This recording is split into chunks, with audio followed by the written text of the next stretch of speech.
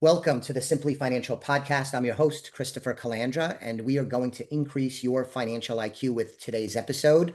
This is part two of a two-part series discussing the one big, beautiful bill that was signed into law by President Trump. I'm going to bring on in a moment my partner and good friend, Brett DiPasquale, part of the team here at Elliott Wealth Management, to talk more about the key elements in the one big, beautiful bill. In the first episode, we covered several important items. I would encourage you to listen to that episode if you haven't done so already. We talked about the extension of the personal and business income tax brackets and rates, the standard deduction, the early tax credit, the child care tax credit, and immediate expensing for businesses and some other things. On today's episode, we're going to talk about some other elements that are important to you in this tax law, or probably important to you in this tax law. So, Brett, this is round two, part two. Thanks for joining me. Great to be back again. So, the Trump accounts, this is new. I have some thoughts on it, but maybe you could kick it off by just going through the nuts and bolts of these new Trump accounts. Sure. So I've actually gotten a couple questions on these so far, right after the law was passed. So it's good that we've really unpacked what they're about and how they're going to work, although we don't have all the logistics of them quite yet. So the major points are these. It works like a traditional IRA would. So the money goes in, it's untaxed, and it grows, just like a traditional IRA would. You can put it in for a child before the age of 8, and you can put in up to $5,000 per year. This will start after January of 2026, so in the new year coming up. At the age when the child turns age of 18, becomes an adult, it turns into an IRA. Each year, the government will give $1,000 into that account. As of right now, only from years 2025 through 2028. Now, that's kind of the fuzzy area. We don't know how the government puts it in, what the timing is, what the logistics are. So that's really a to be seen type thing. In my opinion, this is a good way, not the be all end all way of saving for a child.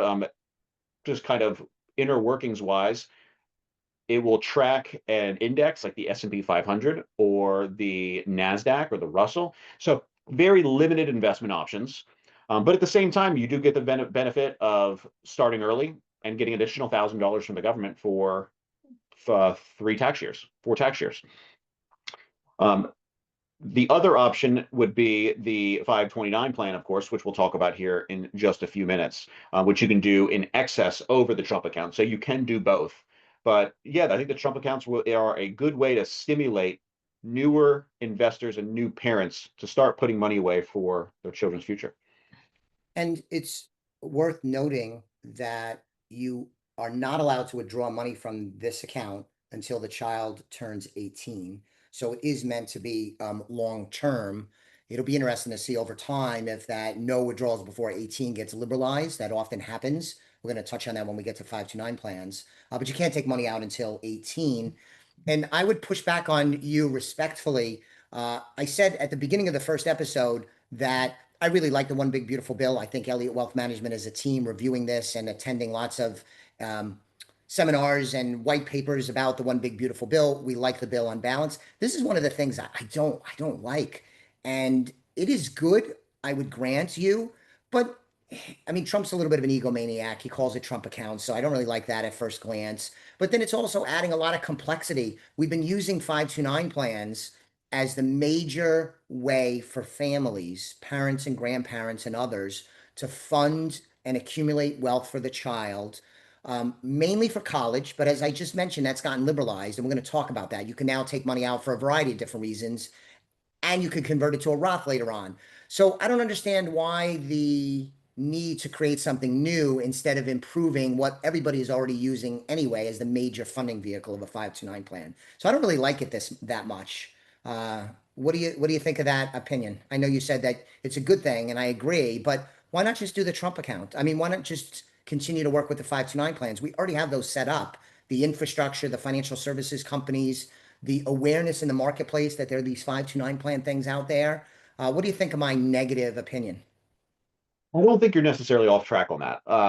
I will say this couple things. So I think Trump account in general, to your point, is somewhat divisive. I mean, obviously, we have a country that's divided in politics already. Some people love Trump, some people hate Trump. So let's just say 50% of the country seeing Trump's name on a college account, they're not necessarily inclined to do that, right? Yeah. But I also think that on the flip side of that, it may create some engagement for folks that don't necessarily know what a 529 plan is, having considered saving that early for children. So it may engage a percentage of 50% of the country. Let's just say that. Yeah, I agree. Listen, anything you could do to help American families, especially disadvantaged ones, kind of get a start, have a piece of the American dream by participating in the stock market is all well and good. But you know, if President Trump or any Congress person from either side of the aisle called and asked me, and nobody called and asked me anything, I would have said just use the existing 529 plan platform. But this is a good discussion, and there's no income limits on this, right? So Elon Musk or George Soros could have a child. I don't know if George Soros is a U.S. citizen, so that might not be a good example, but could have a child and get the $1,000 contribution from the government. Is there no income limits? I don't I think there believe are. that's correct. Yeah. Yeah. Okay. So The other thing moving I'll say on. too, and it's just funny sitting here thinking about it, with all of the different types of accounts that we talk with clients about, whether it's a traditional IRA, Roth IRA, 529 plan, annuities, life, everything inside of there, it just adds one more layer of complexity in a Yeah. world that kind of needs some simplicity. So it'll be remain to be seen where these sit in 15 years when the first children are reaching the age of 18 of what they can actually do with them. So it'll be Yeah. interesting. And the last thing I'll say on this subject, and I touched on it in the first episode when talking about the no tax on tips, that the legislation is cute because the government's going to do this from 2025 through 2028. So it's short term, sort of a test balloon. But if you think about it, there will be tremendous pressure on who's ever in power next time around not to continue this because they will be accused, perhaps rightly so, of not wanting to help children in America by taking away their $1,000 contributions. So it puts tremendous pressure on future leaders, presidents, as well as folks in Congress to let this die on the vine in 2028. It'll likely continue, which is another reason for my complaint. You're going to have companies set these things up, but they may not really be funded much, if at all, beyond 2028 if the government doesn't continue this. But let's not beat a dead horse. I already teed up. We're going to talk about 529 plans, which are extraordinarily popular. We do a lot of work with these with our clients. It's how I funded my two children's college education. Marissa is already done with college, but I started funding her 529 plan way back in 2000.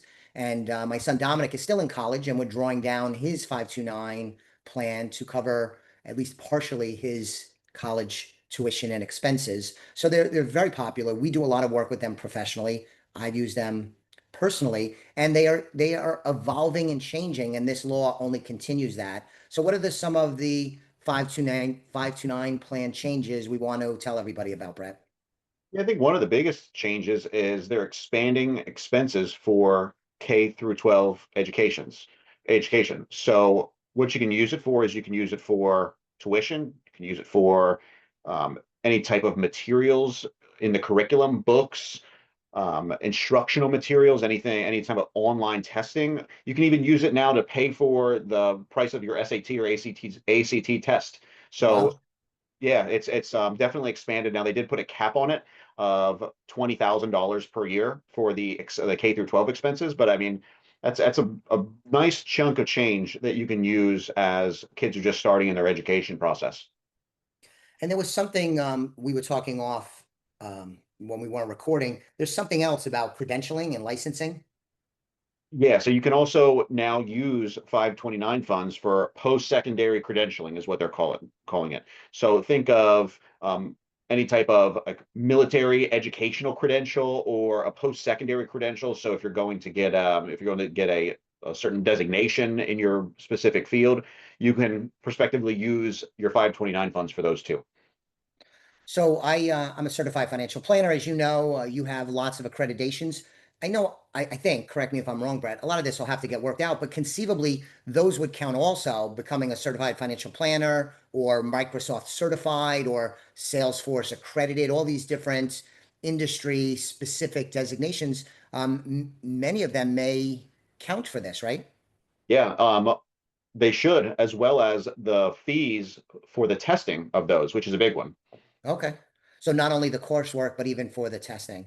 Yes, Um, Very interesting, very interesting. And it also then, for some clients, they talk about not wanting, and we counsel them about not wanting to put too much in the 529 plan because at the very beginning, there were limits. You couldn't use it before. You could only use it for college. You weren't able before to use it for like high school, to go to like a Catholic school or a prep school. That got expanded.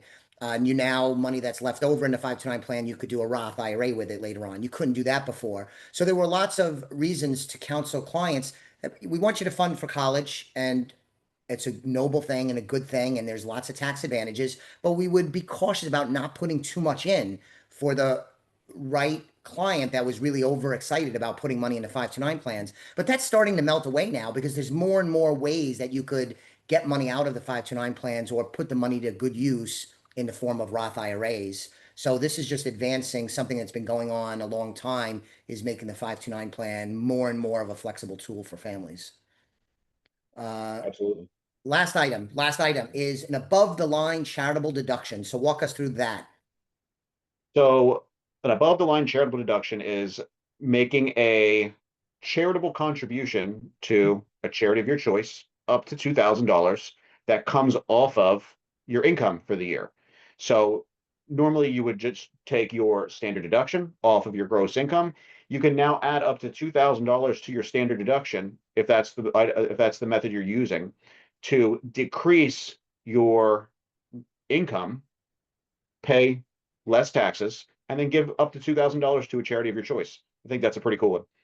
Yeah, and I love this. Now, Brett, this is going to be self-serving as the host of the show. I know we're doing it together. Is if you have to listen to episode one, because in episode one, I talked about standard deduction and how 9 out of 10 Americans take the standard deduction, which is a great simplification for tax filers where they don't have to figure out deductions for this, that, and the other thing. They could just take the healthy and ample, generous standard deduction, and it simplifies tax preparation and tax filing. But one of those items that you could deduct if you don't use the standard deduction used to be the charitable deduction. But for a lot of Americans, that got wiped away. They couldn't deduct it because it was not to their advantage. So they're using the standard deduction, which is great.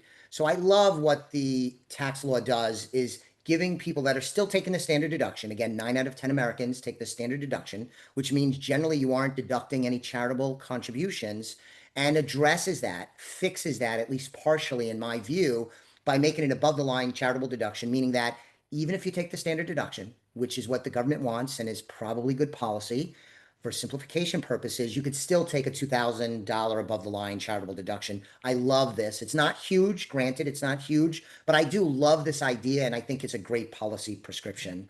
So that's the above the line charitable deduction. We're not going to talk about this much, but if you followed in the news, listeners, if you followed in the news, there were other parts of the tax law which aren't exactly tax policy.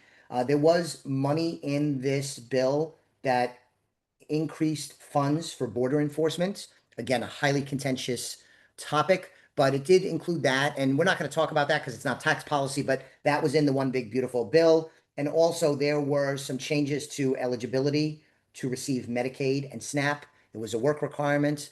Another hotly contested topic where some people love it, lots of people hate it, lots of people in between, but that was in the legislation too. I just wanted to point those out because we didn't forget about them, but we're not going to go into that. As I said in the previous part one version of this one big beautiful bill discussion, it's not really a political talk show, although we stray into politics because politics affects just about everything we do with our money and how we guide our clients with their money.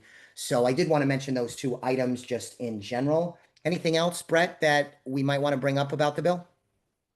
No, we're still kind of digging through it. There's some other good things in there as well. If I would just say if you have any questions about anything that you've heard on the news, read online, read in the newspaper, feel free to give us a call and we'll be able to walk you through them.